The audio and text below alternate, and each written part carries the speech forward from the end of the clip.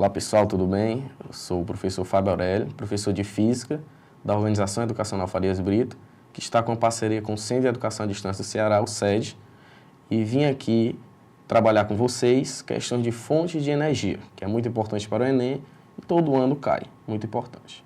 Então vamos lá, vocês podem acessar um material, o link que vem o material com as questões, que nós vamos trabalhar aqui com vocês no exato momento. Primeira questão. O debate em torno do uso da energia nuclear para a produção de eletricidade permanece atual. Em um encontro internacional para a discussão desse tema, foram colocados os seguintes argumentos. Primeiro argumento. Uma grande vantagem das usinas nucleares é o fato de não contribuírem para o aumento do efeito estufa, uma vez que o urânio, utilizado como combustível, não é queimado, mas sofre fissão. Segundo argumento. Ainda que sejam raros os acidentes com usinas nucleares, seus efeitos podem ser tão graves que essa alternativa de geração de eletricidade não nos permitem ficar tranquilos.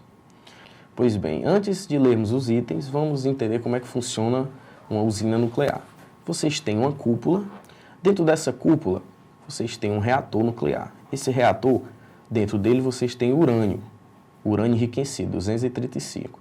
O que acontece? Você tem ali fissão nuclear, você tem a quebra da molécula de urânio. Quando essa molécula é quebrada, libera grande quantidade de energia. Então, esse reator vai ficar quente, sobreaquecido. Esse calor liberado por ele vai fazer com que esquente uma quantidade de água, uma caldeira. Essa água aquecida vai liberar vapor. Esse vapor de água vai ser transmitido através de dutos, que vão ligá-los até uma turbina. Quando esse vapor bater na turbina, a turbina vai consequentemente girar, que está acoplado ao gerador. Esse gerador produzirá energia elétrica. E esse vapor de água vai para um condensador, voltando a ser líquido e jogando no mar, perto de rio, de mar, do que ele estiver perto. Então vamos ler agora os itens. A respeito desses argumentos, podemos afirmar que, item A, o primeiro é válido e o segundo não é, já que nunca ocorreram acidentes com usinas nucleares. Esse item está falso, né, pessoal? Pois já aconteceram, sim, acidentes com usinas nucleares. Raramente, mas aconteceu. Caso em Fukushima, no Japão. Item B. O segundo é válido e o primeiro não é, pois, de fato, há queima de combustível na geração nuclear de eletricidade.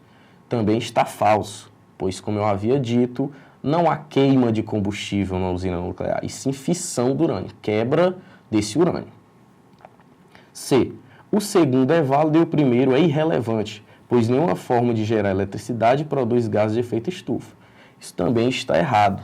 Como o urânio não libera gás para efeito estufa, nós temos usina eólica e usina solar para os melhores exemplos. Item D. Ambos são válidos para se compararem vantagens e riscos na opção por esta forma de geração de energia. Então, esse item está correto. Você tem que olhar. Parte boa de uma usina nuclear é que não libera esses gases, mas também a parte ruim. Você tem uma alta manutenção, um alto custo e esse perigo de acontecer algum problema com essa usina. Então, primeira questão, item correto, item D. Vamos agora para a segunda questão. O Brasil é um dos países que apresentam os maiores potenciais hidrelétricos do mundo, o que justifica, em partes, o fato desse tipo de energia ser bastante utilizado no país. As usinas hidrelétricas são bastante elogiadas por serem consideradas ambientalmente mais corretas do que outras alternativas de produção de energia, mas vale lembrar que não existe formas 100% limpas de realizar esse processo. Assinale a alternativa que indica, respectivamente, uma vantagem e uma desvantagem das hidrelétricas. Bem, uma hidrelétrica funciona o seguinte. Você vai ter uma barragem que vai parar o curso de um rio. Esse rio vai fazer o quê? Vai alagar tudo que está ao seu redor. Então, você vai matar fauna e flora ali perto, além de tirar a população ribeirinha que morava vizinho nessas margens desse rio. Então, cria-se ali um microclima, porque você agora tem uma grande quantidade de água. Você, além de afastar a população, você vai mudar a fauna e a flora, como eu havia dito. Item A. Não emitem poluentes na atmosfera, porém não são muito eficientes. Falso, pois uma usina hidrelétrica é uma das mais eficientes que nós temos. Então, a usina hidrelétrica é muito eficiente na produção de energia elétrica. Item B. são ambientalmente corretas, porém interferem diretamente no efeito estufa. Ao ler a questão, você viu que a questão mesmo falou, não existe forma de produzir energia 100% limpa, então está falso item B. Item C, a produção pode ser controlada, porém os custos são muito elevados. Certo, item C, você pode controlar uma quantidade de água que passa pela barragem. Como funciona a hidrelétrica? Você tem uma certa água armazenada, essa água vai cair, essa queda d'água transforma energia potencial em energia cinética, e energia cinética que vai girar a turbina do meu gerador. Então, você pode controlar a quantidade de água que vai passar. Se a demanda está precisando de muita energia, ele vai abrir o duto para passar mais água. Se está precisando de pouco, ele vai fechar o duto para passar menos água. Então, item C, correto. E porém, olhando para os custos, também é um alto custo usina hidrelétrica. Você tem que ficar na dada manutenção, muita manutenção direto, pessoas trabalhando lá. Terceira questão. O carvão mineral e o petróleo continuam a ser as duas principais matrizes elétricas e energéticas mundiais.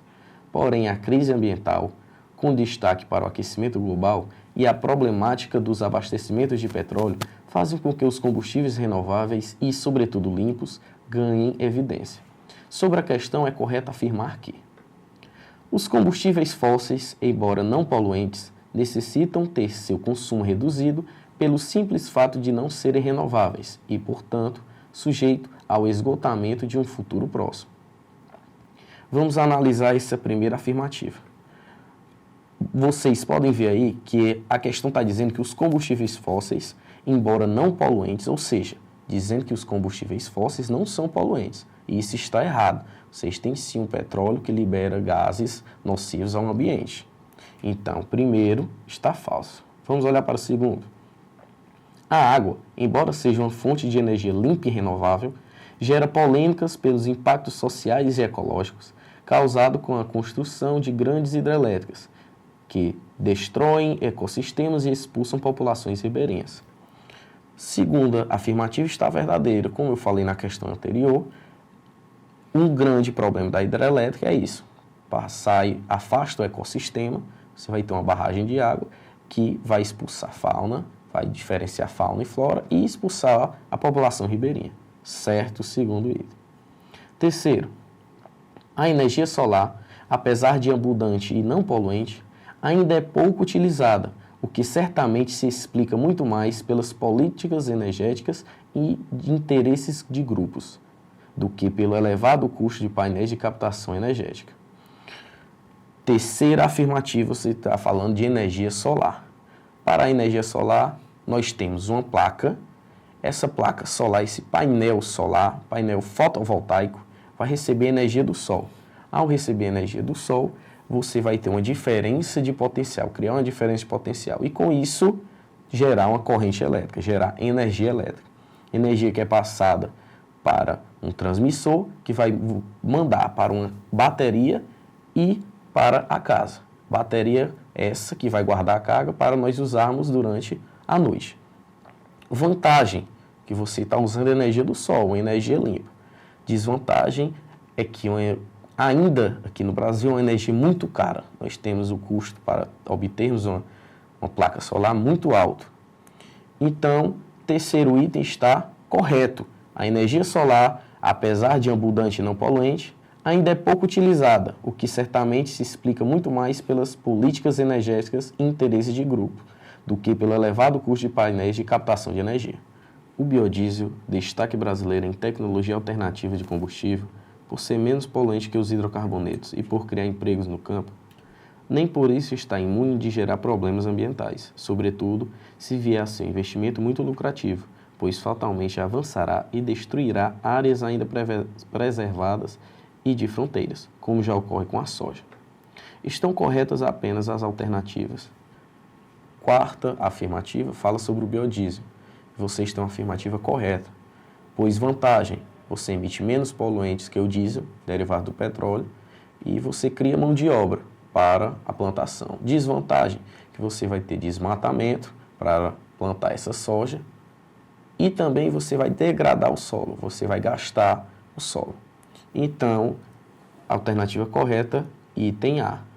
2, 3 e 4 estão corretas. Próxima questão, quarta. A idade da pedra chegou ao fim, não porque faltassem pedras. A era do petróleo chegará igualmente ao fim, mas não por falta de petróleo. Com base em seus conhecimentos sobre o assunto, o fragmento do texto nos mostra que o fim da era do petróleo estaria relacionado. Primeira afirmativa: a redução e esgotamento das reservas de petróleo e a diminuição das ações humanas sobre o meio ambiente. Primeira afirmativa está falsa, pois assim como a questão nos diz, vamos parar de usar o petróleo não porque ele está acabando, mas sim por necessidade de poluirmos menos o ambiente. Segunda, há o desenvolvimento tecnológico e as utilizações de novas fontes de energia. Então, você tem o item verdadeiro. Vamos parar porque nós temos agora novas fontes de energia e fontes essas muitas vezes não poluentes ou menos poluentes do que com o petróleo. E a terceira, há o desenvolvimento dos transportes e ao consequente aumento do consumo de energia. Isso está falso. É uma questão, como o Enem traz várias, uma questão que pode conter uma afirmação correta, mas não para o que a questão pergunta. Estão corretas apenas as proposições, item B, apenas a segunda proposição está correta. Vamos para a quinta e última questão. As usinas de energia solar responderão por 2,5% das necessidades globais de eletricidade até 2025 e 16% em 2040, diz o relatório da Associação Europeia do Setor do Greenpeace. Hoje, elas representam 0,05% da matriz energética. A taxa de expansão anual do setor tem sido de 35%. Assinale a alternativa que melhor explique esse enunciado. Então, enunciado falando sobre energia solar. Como eu já havia dito, como é que funciona uma energia solar? Você tem uma placa fotovoltaica que vai incidir a luz do sol. Essa luz, você vai ter uma diferença de potencial na placa, criando assim energia elétrica. Item A. Essa tendência de expansão explica-se pelo fato de o Sol representar fonte inesgotável de energia, cuja transformação em eletricidade exige um processo simples e de baixo custo, se comparado com a hidroeletricidade. Falso, pois ainda hoje nós não temos um baixo custo para a produção de uma energia solar. Uma placa solar ainda é cara nos nossos dias atuais. B. A transformação de energia solar de radiação em elétrica difundiu-se muito no Brasil para o uso doméstico, especialmente após o apagão em 2001. Pessoal, está falso. Nós ainda não temos uma abundante quantidade de energia solar, de placas solares pelo Brasil. C. O desenvolvimento da geração de energia elétrica a partir da solar ainda é incipiente no Brasil, pois envolve um processo caro e complexo se comparado à hidroeletricidade, relativamente barata e abundante. Então, correto o item C. Nos fala que ainda é caro uma energia solar comparado à hidrelétrica, que nós temos muita água, somos favorecidos por ter essa abundante quantidade de água. Então, pessoal, é isso. Espero que vocês tenham aprendido um pouco. E eu tenho certeza que essas dicas que eu acabei de dar para vocês serão de grande utilidade para a prova do Enem. E não esqueça, Farias Brito lhe leva ao infinito.